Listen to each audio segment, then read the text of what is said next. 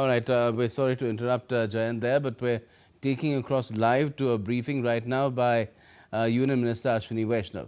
शक्ति को समर्पित है, कर्तव्य से प्रेरित है और विकसित भारत की नींव, विकसित भारत का रोड मैप बनाने वाला बजट है। यहाँ पर हम जॉइंटली 3 मिनिस्ट्रीज के सभी साथी उपस्थित हैं आपके सामने। तीनों मिनिस्ट्रीज का मैं आपके सामने बेसिक विवरण रखूंगा, उसके बाद में क्वेश्चंस लेंगे। सबसे पहले इलेक्ट्रॉनिक्स एंड आईटी मिनिस्ट्री। 4 बहुत बड़े आज बजट में अनाउंसमेंट्स, 4 बड़े इनिशिएटिव्स बजट में आए हैं। सबसे पहला इलेक्ट्रॉनिक्स कंपोनेंट मैन्युफैक्चरिंग का। इलेक्ट्रॉनिक्स कंपोनेंट मैन्युफैक्चरिंग का एलोकेशन 22,000 करोड़ से बढ़ाकर 40,000 करोड़ किया गया है और जो रिस्पांस मिला है ईसीएमएस स्कीम को 149 एप्लीकेशंस, जो हमने एक्सपेक्ट की थी 50 या 55 एप्लीकेशंस आएगी, तो उस मोमेंटम को मेंटेन करने में आज का ये बजट की घोषणा बहुत महत्वपूर्ण है। सेकंड, इलेक्ट्रॉनिक्स एंड आईटी में सेमीकंडक्टर का मिशन का सेकंड वर्जन सेमिकॉन 2.0, जिस तरीके से सेमिकॉन 1.0 ने भारत में एक बिल्कुल नई इंडस्ट्री, फाउंडेशनल इंडस्ट्री एक नई बनाई है और जिस तेजी से इकोसिस्टम डेवलप हो रहा है, उसी मोमेंटम को मेंटेन करते हुए सेमिकॉन 2.0, जिसमें बहुत बड़ा फोकस दिया जाएगा जो मशीनें यूज होती है सेमीकंडक्टर को मैन्युफैक्चर करने में, उन मशीनों को भारत में डिजाइन करें, भारत में मैन्युफैक्चर करें और साथ ही साथ जो मटेरियल्स यूज होते हैं सेमीकंडक्टर के मैन्युफैक्चरिंग में, उन मटेरियल्स को भारत में मैन्युफैक्चर करें और डिजाइन का बहुत बड़ा इकोसिस्टम बने और टैलेंट के लिए जो काम अभी तक हुआ है उसको और भी बेहतर बनाए। तीसरा, मेटी में बड़ा अनाउंसमेंट है आईटी सर्विसेज के लिए। हम सब जानते हैं आईटी सर्विसेज आज भारत की सबसे बड़ी एक्सपोर्टेड सर्विस आइटम है। $220 बिलियन से ज्यादा के एक्सपोर्ट्स हैं। इसके लिए बहुत सिंप्लीफिकेशन किया गया है।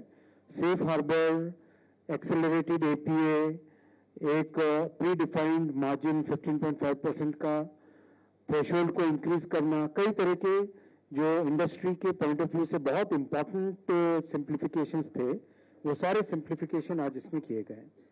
और फोर्थ मेटी से रिलेटेड पॉइंट है वो है डेटा सेंटर्स का, एआई डेटा सेंटर्स का। जैसा हम सब जानते हैं एआई के आर्किटेक्चर में 5 लेयर्स होते हैं, उसमें जो इंफ्रा लेयर है, इंफ्रा लेयर में डेटा सेंटर्स का बहुत महत्वपूर्ण रोल है और ऑलरेडी $70 बिलियन का इन्वेस्टमेंट भारत में जिस पे काम चालू हो चुका है और 90 बिलियन के आसपास का टोटल अनाउंसमेंट है।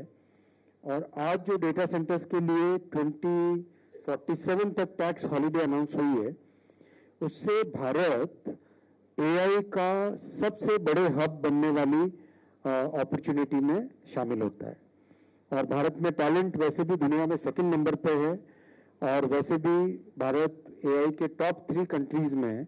आज के इस अनाउंसमेंट से और आईटी सर्विसेज के सिंप्लीफिकेशन से भारत की आईटी सर्विसेज दुनिया भर में हर कॉर्पोरेशन को, हर एंटरप्राइज को, सभी को maximum services Bharat, AI based services Bharat से ही प्रोवाइड होगी। तो मेटी से रिलेटेड ये 4 बहुत बड़े अनाउंसमेंट्स हैं। दूसरा, आईएनबी मिनिस्ट्री से बड़ा अनाउंसमेंट है ऑरेंज इकोनॉमी से रिलेटेड। हम सब जानते हैं पिछले साल वेव्स में एक नया पैमाना खड़ा किया माननीय प्रधानमंत्री जी ने सारी दुनिया के सामने, क्रिएटर्स इकोनॉमी का एक ऐसा नया एग्जाम्पल सेट किया और IICT, Indian institute of creative technologies, जो आईआईटी, आईआईएम, एम्स की तर्ज पे बन रही है, उसको स्थापित किया पहला कैंपस मुंबई में।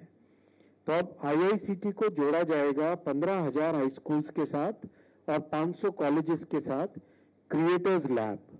जैसा आपने देखा टेलीकॉम में 100 यूनिवर्सिटीज में 5G लैब बनी, सेमीकंडक्टर में 315 यूनिवर्सिटीज में ईडीए टूल सेमीकंडक्टर लैब बने। वैसे ही अब क्रिएटर्स इकोनॉमी, ऑरेंज इकोनॉमी में 15,000 हाई स्कूल्स और 500 कॉलेजेस में क्रिएटर्स लैब्स बनेंगी। इससे 20 लाख एम्प्लॉयमेंट क्रिएट होगा। अगर हम मेटी का एम्प्लॉयमेंट इम्पैक्ट देखें, मेटी में, आईटी में और जीसीसी में और इलेक्ट्रॉनिक्स मैन्युफैक्चरिंग में मिला के करीब करीब 1 करोड़ का एम्प्लॉयमेंट है।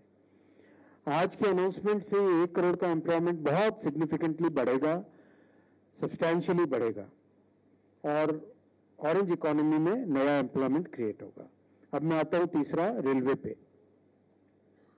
रेलवे का budgetary support 2,78,000 crore rupees budget में आज अनाउंस हुआ है। टोटल कैपेक्स 2,93,000 करोड़ रुपीस का है। आप सब जानते हैं कि सेफ्टी पे बहुत बड़ा फोकस है। 1,20,000 करोड़ सेफ्टी पे इन्वेस्ट किया जाएगा और जो पास्ट परफॉर्मेंस हुई है, करीब 95% सेफ्टी इंप्रूव हुई है, 95% एक्सीडेंट्स रिड्यूस हुए हैं।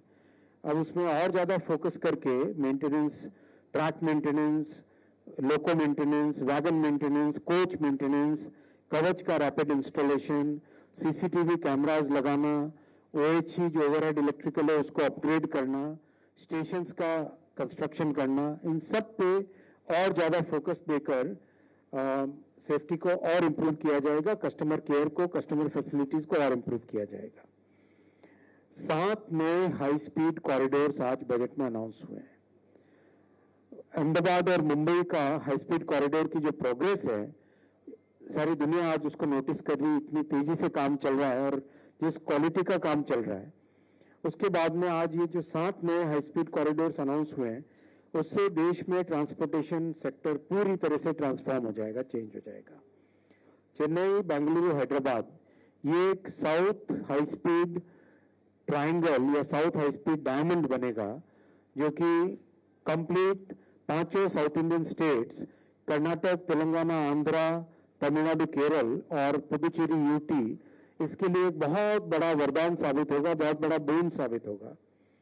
चेन्नई बेंगलुरु ट्रैवल 1 घंटे 13 मिनट की रह जाएगी, मात्र 1 घंटे 13 मिनट। बेंगलुरु हैदराबाद मात्र 2 घंटे की जर्नी रह जाएगी। चेन्नई हैदराबाद 2 घंटे 55 मिनट की जर्नी रह जाएगी। तो चेन्नई, बेंगलुरु, हैदराबाद, ये तीनों बड़ी इकोनॉमीज हैं, बहुत बड़े शहर हैं और आईटी टेक्नोलॉजी के बड़े हब्स हैं। इस डायमंड से, हाई स्पीड डायमंड बनाने से एक मेजर ग्रोथ का मल्टीप्लायर साउथ इंडियन स्टेट्स में आएगा, जो कि देश के लिए अच्छा है, साउथ इंडियन स्टेट्स के रहने वाले सभी निवासियों के लिए बहुत अच्छा है। फिर अभी मुंबई से अहमदाबाद का कॉरिडोर बन रहा है, नेक्स्ट मुंबई से पुणे का कॉरिडोर बनेगा। मुंबई पुणे कॉरिडोर से मुंबई और पुणे प्रैक्टिकली एक तरीके से मर्ज हो जाएंगे। सिर्फ 48 मिनट्स में मुंबई से पुणे पहुंच सकते हैं, ओनली 40। ये देश के लिए और यहाँ इन सभी राज्यों में रहने वाले निवासियों के लिए बहुत बड़ा वरदान साबित होगा। वैसे ही नॉर्थ इंडिया में दिल्ली से वाराणसी, उत्तर प्रदेश के कई शहरों को जोड़ने वाला ये कॉरिडोर, और दिल्ली से वाराणसी मात्र 3 घंटे 50 मिनट में ट्रैवल कर पाएंगे। और आगे वाराणसी से पटना होते हुए सिलीगुड़ी, वेस्ट बंगाल में सिलीगुड़ी है, वहाँ पर मात्र 2 घंटे 55 मिनट में वाराणसी से पटना होते हुए सिलीगुड़ी पहुँच पाएंगे। यानी दिल्ली से उत्तर प्रदेश, बिहार और वेस्ट बंगाल, इस पूरे बेल्ट में एक नया इकोनॉमिक कॉरिडोर बनेगा। हेल्थ केयर हो, एजुकेशन हो, किसी भी तरह के काम के लिए आना जाना हो, इकोनॉमिक एक्टिविटी बहुत मल्टीप्लाई होगी, बहुत बड़ा इससे बेनिफिट मिलेगा। करीब ये 4,000 किलोमीटर के 7 नए कॉरिडोर्स हैं और करीब 16 लाख करोड़ रुपए का इन्वेस्टमेंट इन सब में आएगा। और बड़ा अनाउंसमेंट हुआ है नए डेडिकेटेड फ्रेट कॉरिडोर का। हम सब जानते हैं वेस्टर्न फ्रेट कॉरिडोर और ईस्टर्न फ्रेट कॉरिडोर की बहुत सिग्निफिकेंट प्रोग्रेस है और उसमें ऑलरेडी सेचुरेशन लेवल पे पहुंच गए। 400 trains per day in corridors में ऑलरेडी ट्रैवल कर रही है। और बंगाल से गुजरात को जोड़ने वाला, बंगाल में दांकुनी से जोड़कर उड़ीसा, छत्तीसगढ़, मध्य प्रदेश और महाराष्ट्र से होते हुए गुजरात में सूरत में टर्मिनेट होगा ये, और सूरत में वेस्टर्न कॉरिडोर से जुड़ेगा, जिससे कि कोई भी इंडस्ट्री सामान अपना वेस्ट कोस्ट के किसी भी पोर्ट पे भेजना चाहे, चाहे गुजरात के पोर्ट्स हो चाहे महाराष्ट्र के पोर्ट्स हो, वेस्टर्न कॉरिडोर से जुड़ जाएगा। तो एक तरीके से ईस्टर्न कॉरिडोर, वेस्टर्न कॉरिडोर और ये east west freight corridor, east west freight corridor.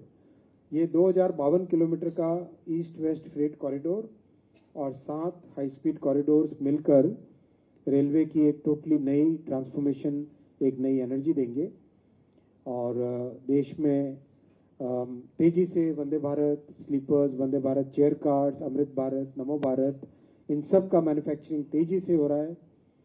Wagons का इंडक्शन रिकॉर्ड लेवल पे है और ट्रैक्स रिकॉर्ड लेवल पे बन रहे हैं। 35,000 किलोमीटर्स ट्रैक्स बन चुके हैं।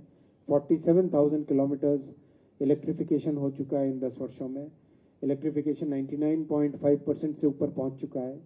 तो ओवरऑल देश में एनवायरमेंटल बेनिफिट को अगर देखें हम, तो railway 95% less polluting compared to highway होता है। इसीलिए ये बड़ा फोकस है माननीय प्रधानमंत्री जी का रेलवे के डेवलपमेंट पे। मैं इन तीनों पॉइंट्स पे, तीनों मिनिस्ट्रीज के बेसिक पॉइंट्स, फंडामेंटल पॉइंट्स आपके सामने रखे।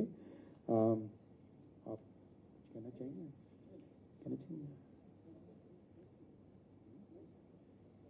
तो क्वेश्चंस लेते हैं फिर हम, और क्वेश्चंस का पैटर्न वही रखेंगे। एक तरफ से चालू करते हैं, first row, second row, third row, फिर first row, second row, third row, ऐसे करके चालू करते हैं। राइट, फर्स्ट रो में तो ऑफिसर्स बैठे, second Ashmit. So there's a big push that the government has sought to give as far as the data center capacity is concerned. Towards that end, tax holiday is something I'm sure the industry will welcome. What I want to ask is that there was also a reference made to nuclear power. You've talked about that in the past as well. If you could elaborate the tax benefit that has been given, customs duty waiver for inputs required for nuclear power.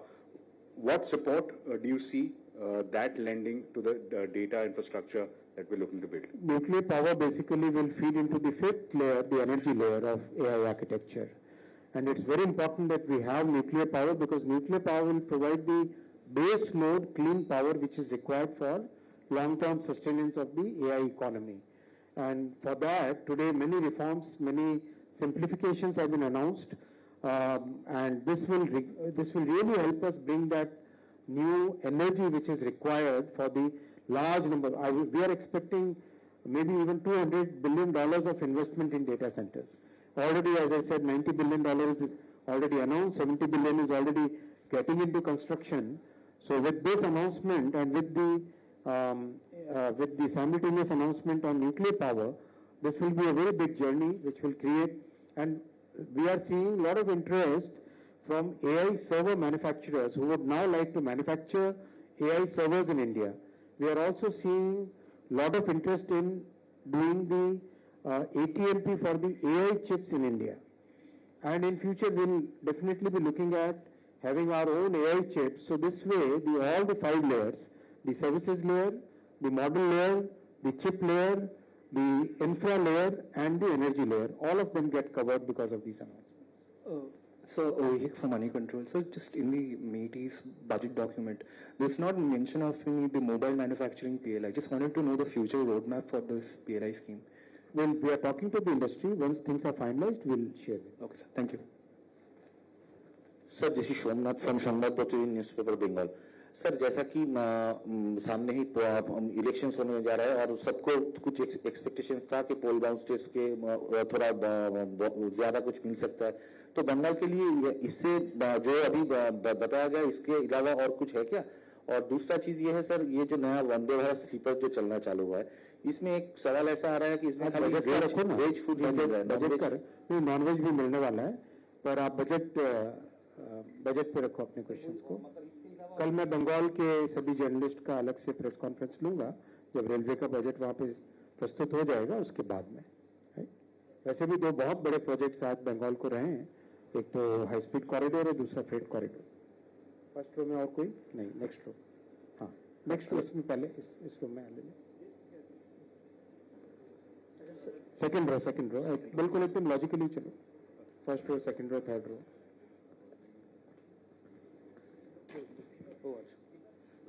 Hi sir, this is Shubhan from the Economic Times. Because we are talking about the data centers in such details, if you can give some details as to what exactly this new tax holiday will entail, and should we now expect a national data center policy, a revamped one?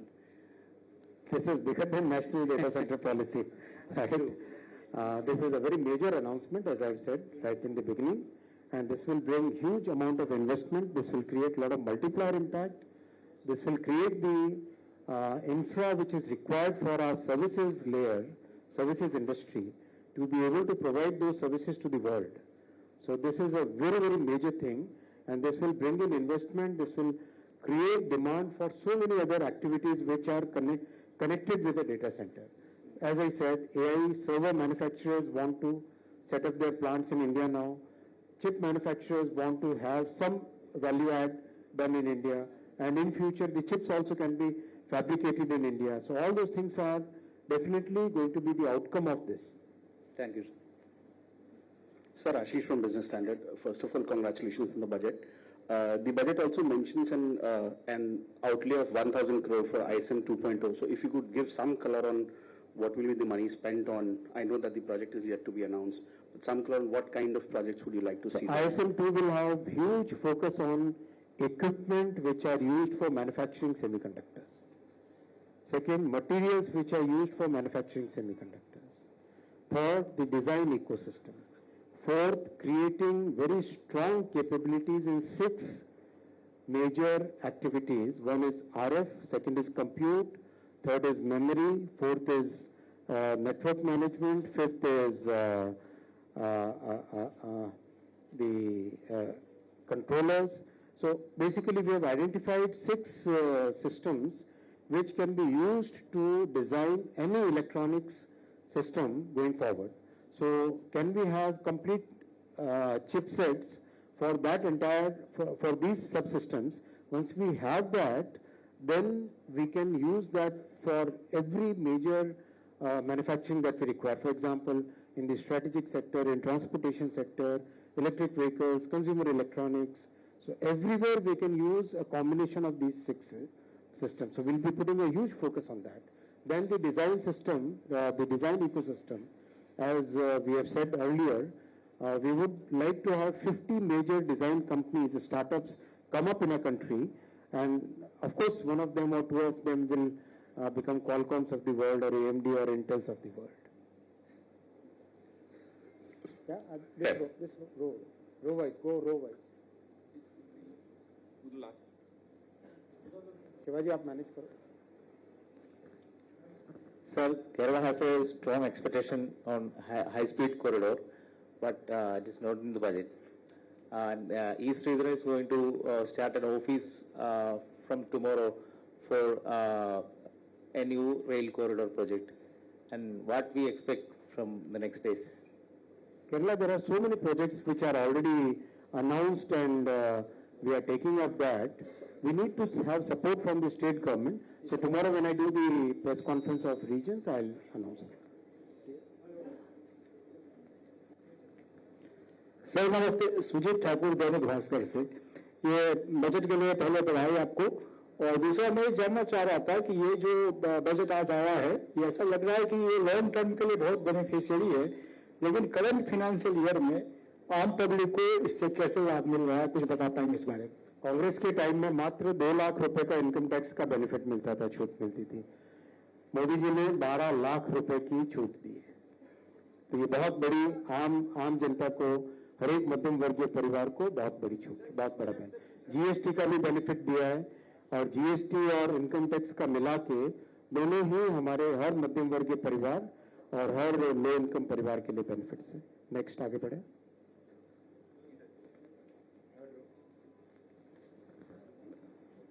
Sir tax holiday के बारे में थोड़ा अगर if you can share some details what exactly I mean what all अभी details आएंगे ना. And the other thing is that data center is a land, water, natural resource consuming industry. So what is the logic behind basically giving them such a long tenured tax jobs? Listen, for the 5th industrial revolution, for the AI economy, what is the most important point that you require if you want to have a major presence in this economy? We need to have the AI infra within our country accessible to our IT industry so that they can provide services to the entire world. That is why this huge focus on making sure that our AI infra layer becomes a very prominent layer in the entire AI stack. That's the primary thought process in having such important announcement for AI data centers. Secondly, once you have the AI data centers, then the manufacturing ecosystem for chips, for AI data servers, for all the components which go in setting up the data centers, that also gets a multiplier impact. Third, the talent that we are the second largest talent pool in the world. That talent pool can be utilized best if the infra is available. So look at the entire picture, look at the whole picture. I'll come to the point about energy consumption, resource consumption. A lot of innovations are happening. Just recently I met with a startup which is able to reduce energy consumption 35%. Then there is one startup which is working on a very micro nuclear power generator which basically sits on a rack. So every rack can have a micro nuclear generator is the claim made by that startup. All those innovations are happening today. Let India take the benefit of those innovations. That's the thought process. Hi sir, this is Dhruvarsh from Business Standard. I have two questions. I hope you won't mind me asking one by one. First is that on the high-speed rail, congratulations on getting that proposal through. A lot of the groundwork has already been done in terms of the background work has already been done on some of these corridors. So what can you update us in terms of the cost, funding partners, and how much of indigenization will happen? And also the idea that the first rail corridor went through a very lengthy multilateral funding route, and that has been an experience. So in that context, will these corridors be indigenously funded? Will there be multilateral funding involved? And what is the kind of timeline and cost that we can expect from these 7 corridors? Another 3-4 months, we'll come out with a proper, complete, detailed plan on all these. What's important is our country has really gone up the learning curve in the first corridor. Today, our engineers understand the entire technology, the civil construction, track construction, OHE construction, station construction, the wheel-rail interaction, those dynamics, the signaling system's importance in this, all those things, the rolling stock, special parameters, how it's so important to have absolutely airtight manufacturing and design, so that when the vacuum gets created, that layer of vacuum gets created around the moving train, all those factors are today well understood and well absorbed by our teams. And that's a very big thing. That's a very, very significant change which has happened because of the first corridor. And we have to build upon that experience. We have to build upon that learning which has happened in our country, and the indigenization which has already happened in a very significant way in our country. There are people who are part of the construction teams who initially imported some of the items, and now they have become exporters.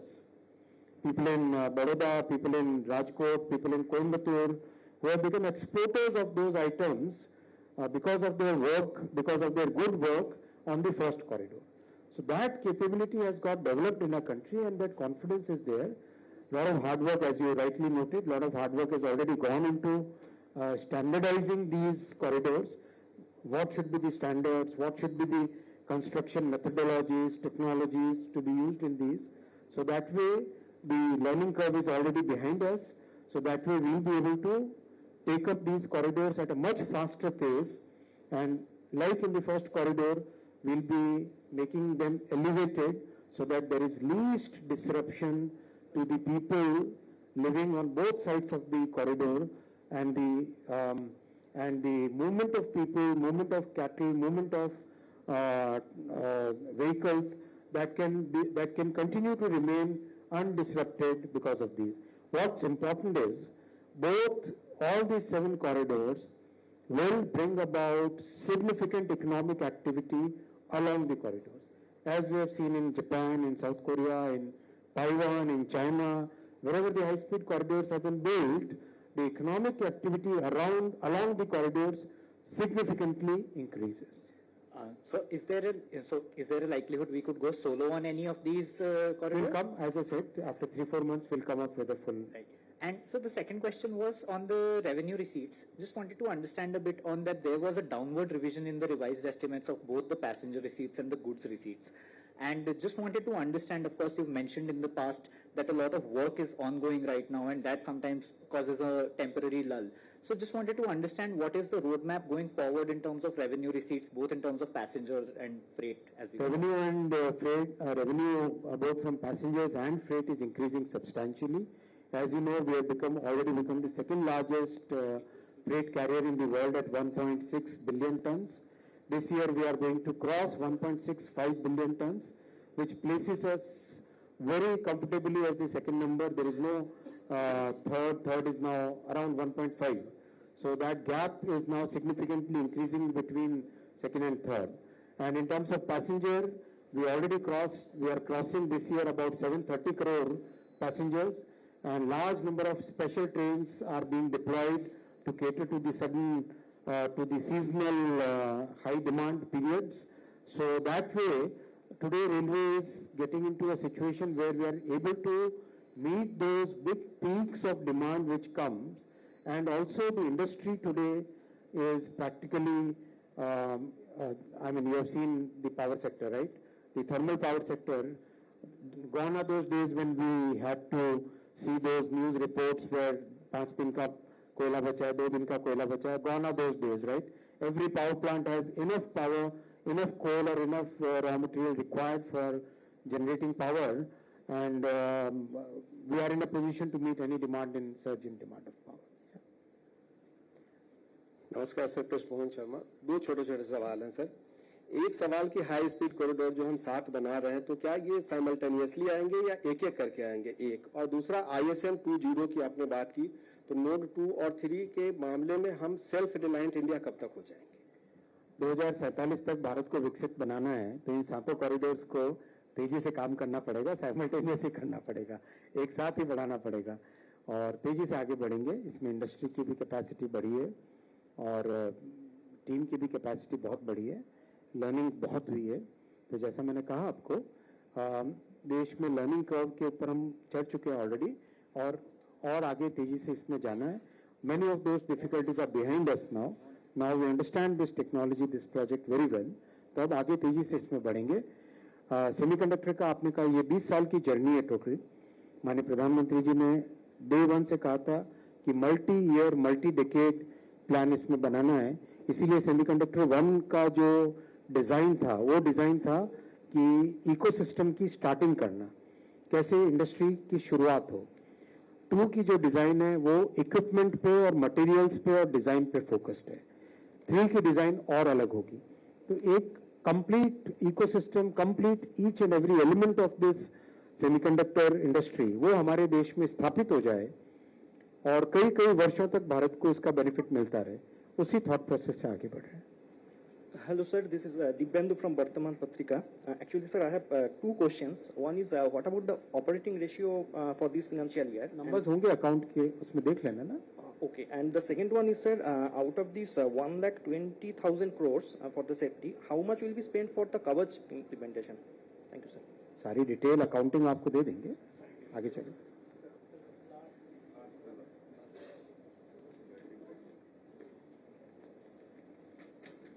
दो चीजें होती है, finance और accounting.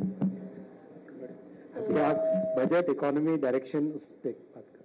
Hello sir, my name is Deepika from dynamite news. Sir मेरा सवाल है कि यात्रियों की सुरक्षा और वरिष्ठ नागरिकों की छूट को लेकर क्या प्रस्ताव है? यात्रियों की सुरक्षा के लिए बहुत बड़े एफर्ट्स लिए गए हैं. आप सब जानते हैं कि कॉन्सिक्वेंशियल एक्सीडेंट्स में 95% के आसपास की कमी आई है, जो कि बहुत सिग्निफिकेंट है. और जिस तरीके से फोकस है सेफ्टी पे, अगर देखें हम कांग्रेस के समय में सेफ्टी पे बिल्कुल भी ध्यान नहीं दिया जाता था. 171 एक्सीडेंट साल के होते थे एवरेज यूपीए के 2004 से 2014 के पीरियड में. आज वो कम होकर 12 पे आ गया वो संख्या. मतलब इतना बड़ा एम्फेसिस दिया गया और अभी भी बहुत फोकस है. डेली डीजी सेफ्टी से मेरा पहला कॉल सुबह डीजी सेफ्टी के साथ होता है.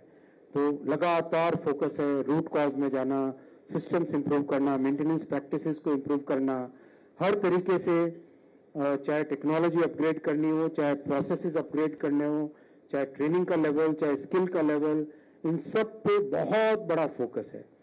और दूसरी बात, करीब करीब 60,000 करोड़ रुपए की सब्सिडी पैसेंजर्स के खाते में जा रही है ऑलरेडी। करीब 60,000 करोड़ की सब्सिडी है।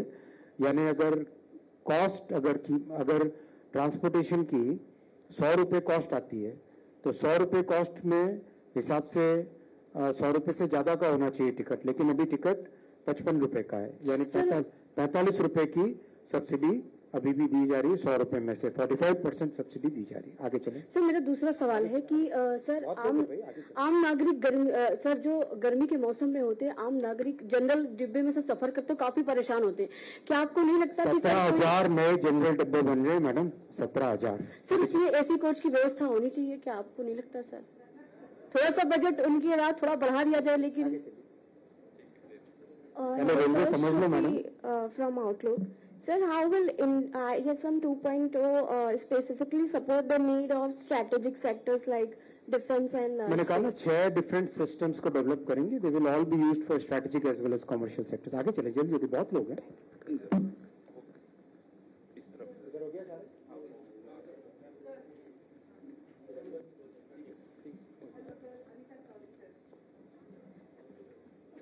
Hello sir, Anita Chaudhary sir.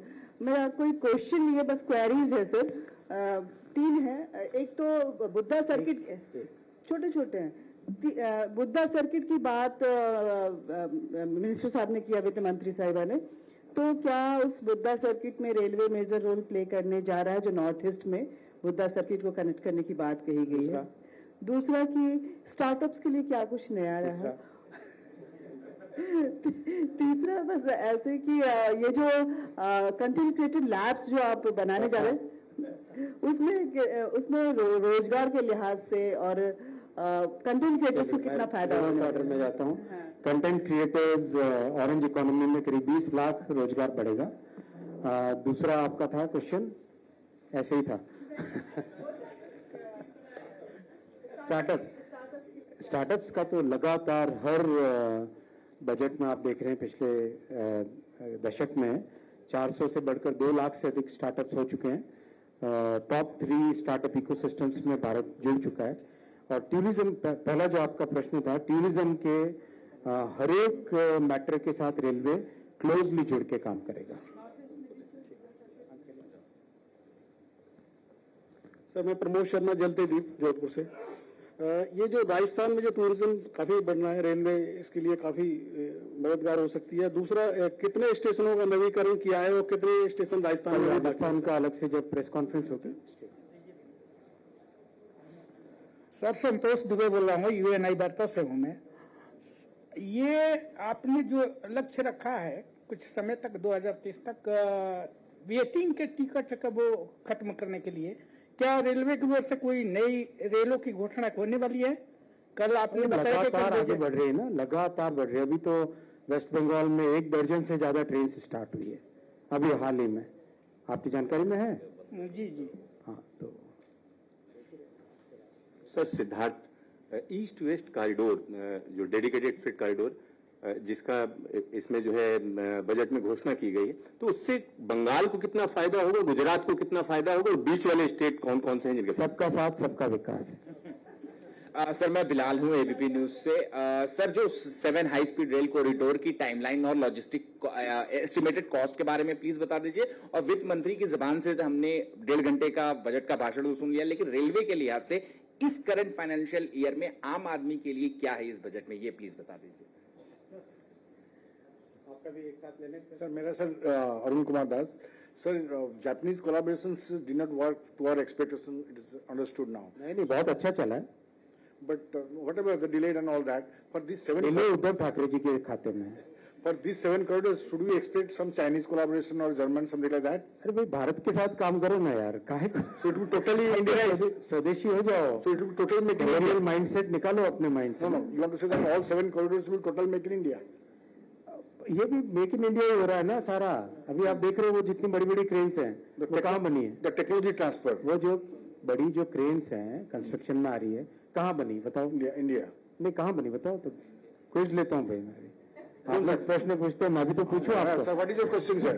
Sir, ये जो बुलेट ट्रेन के प्रोजेक्ट में जो बड़ी बड़ी क्रेन्स लग रही है ना, गैंट्री लिफ्ट करने वाली, वो कहाँ बनी है?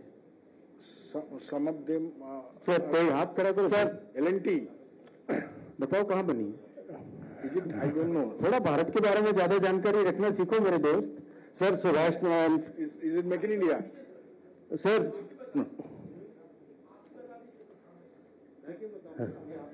No, sir, my question is that, sir, will there be foreign technology collaboration for the 7 projects? Bharat अब ऐसी पोजीशन में आ गया है, मैं आपको बताऊं, रेलवे की टेक्नोलॉजी का सबसे इंपॉर्टेंट पार्ट क्या होता है किसी भी ट्रेन में? Propulsion system. सबसे कॉम्प्लेक्स वही होता है, बाकी तो मेटल बेंडिंग है केवल, बाकी तो बहुत आसान है काम। सबसे डिफिकल्ट होता है propulsion.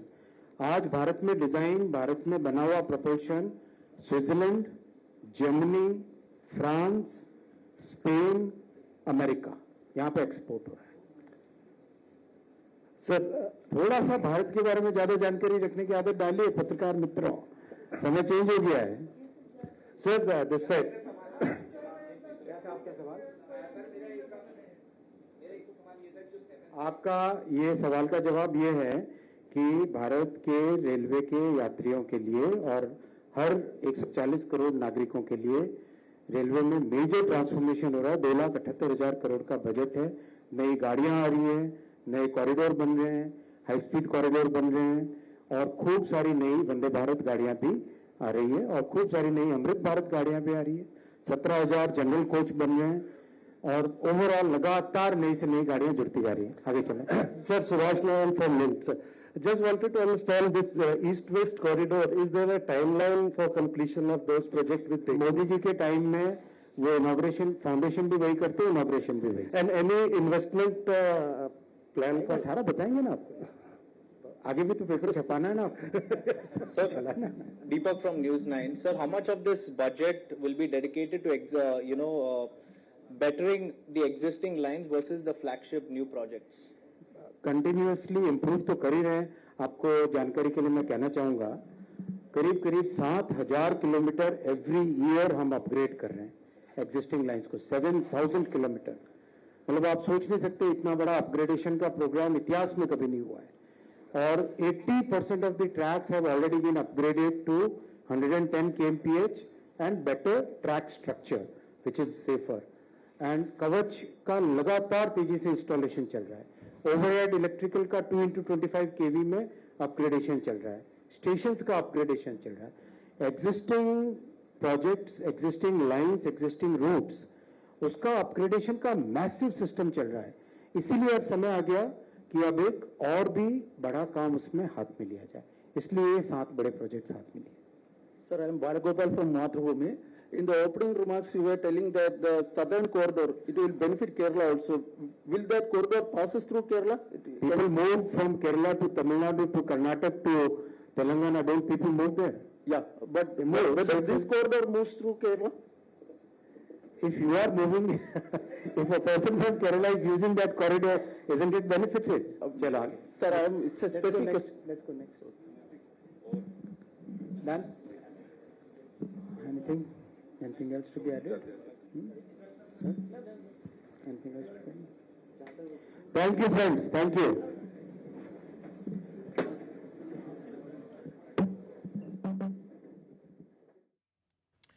You were listening to the Minister Ashwini Vaishnav holding a press conference after the presentation of the budget earlier in the day.